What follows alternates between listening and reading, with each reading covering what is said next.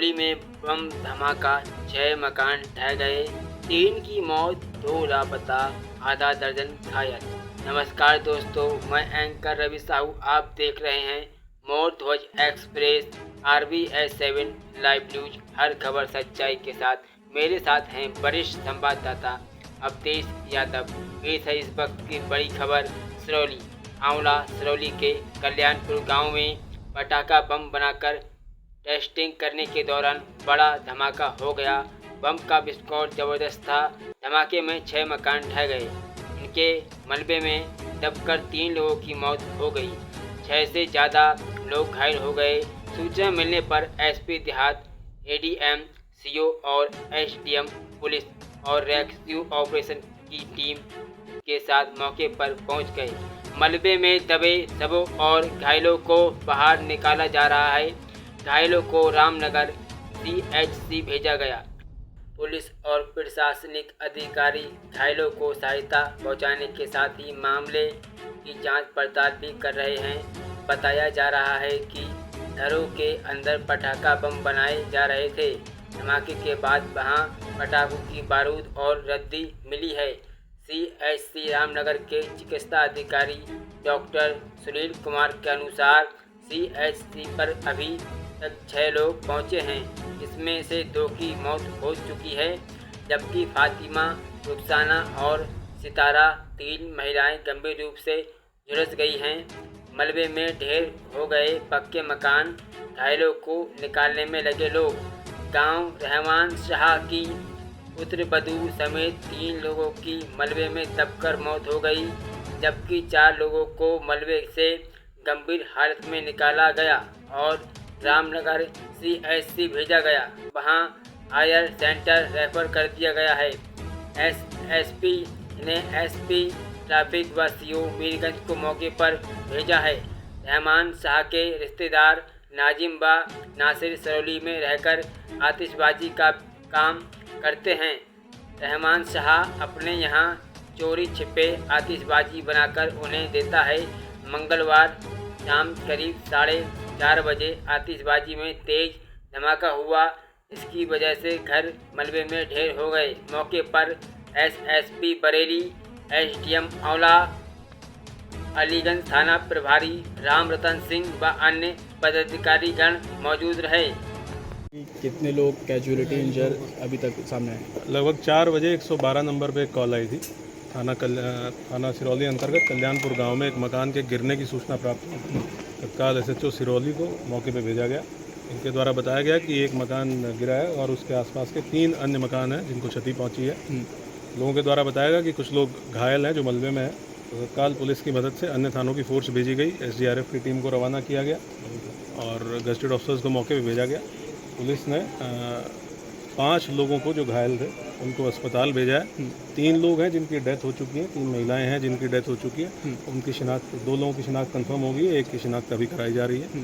जो घायल हैं उनका उपचार वर्तमान में जिला अस्पताल में चल रहा है। वहाँ पे SP सिटी और CO सिटी की एक टीम, CO फर्स्ट की एक टीम लगाई गई है ताकि उनका उपचार अच्छे से हो सके।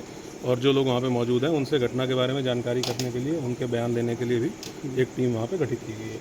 मौके पे अभी फील्ड यूनिट है, SDRF की टीम है, AS चेक की टीम है, जो जितना भी मलबा है उसको हटा के देख रहे हैं कि उसके नीचे और तो कोई घायल व्यक्ति नहीं है या कोई ऐसी चीज़ तो नहीं है जो एविडेंस कलेक्शन में भी हमारे काम आए। जो जानकारी अभी तक मिली है उसमें एक नासिर शाह नाम का व्यक्ति है जो कस्बा सिरौली का रहने वाला है। उसके पास एक एक्सप्लोजिव एक्ट के संबंध में एक लाइसेंस था।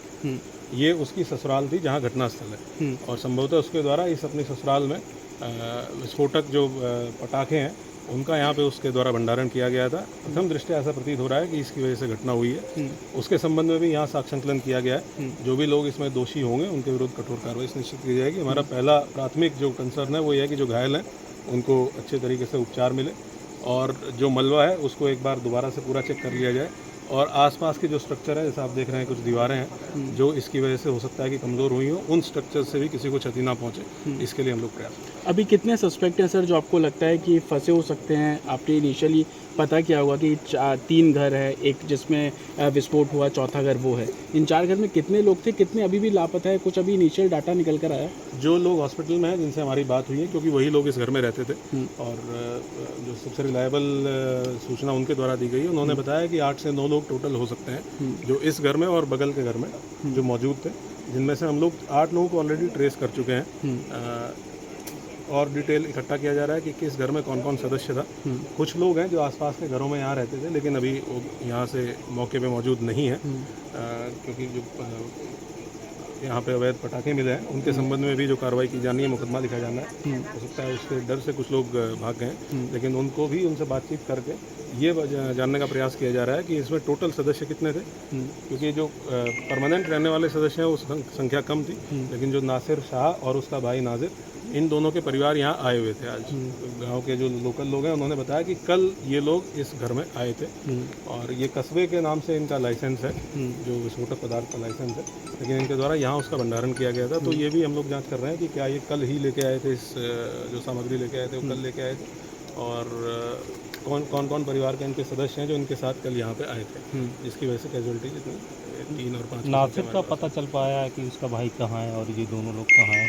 अभी प्राथमिक जो प्राइमरी हम लोगों का कंसर्न था वो घायलों के उपचार का था, उनको भेजा गया है।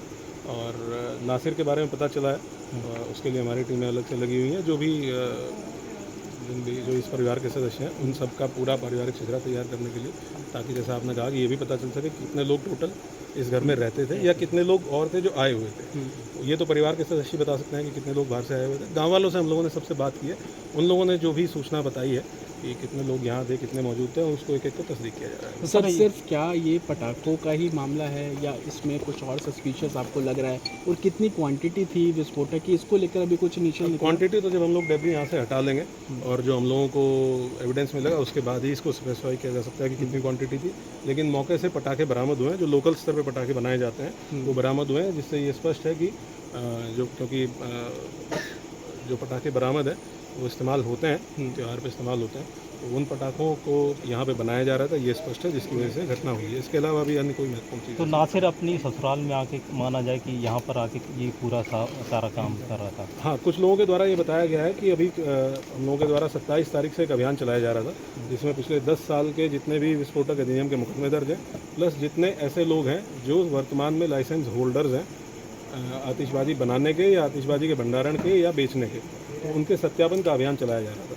तो यहाँ के लोकल लोगों के द्वारा बताया गया कि वहाँ से लोग अपने घर से भगे थे और यहाँ क्योंकि इसका लाइसेंस जो था वो कस्बे में इसके मकान के नाम पे था और ये इसकी ससुराल थी। तो जो लोकल स्थानीय लोगों ने बताया कि कल ये यहाँ आया था, अपने परिवार के साथ एक ई रिक्शा में आया था। तो वो भी सारी चीज़ें हम लोगों के संज्ञान में है और इसको भी इन्वेस्टिगेशन का पार्ट बनाएंगे कि ये कब आया था, क्या सामग्री वहाँ से लेके आया था, यहाँ जो पटाखे मिले हैं क्या वो पहले से यहाँ पे भंडारण था या वो कल उनको लेके आया था। ये सारी चीज़ें हैं जो इन्वेस्टिगेशन में क्लियर हो जाएंगी। ठीक है, थैंक यू।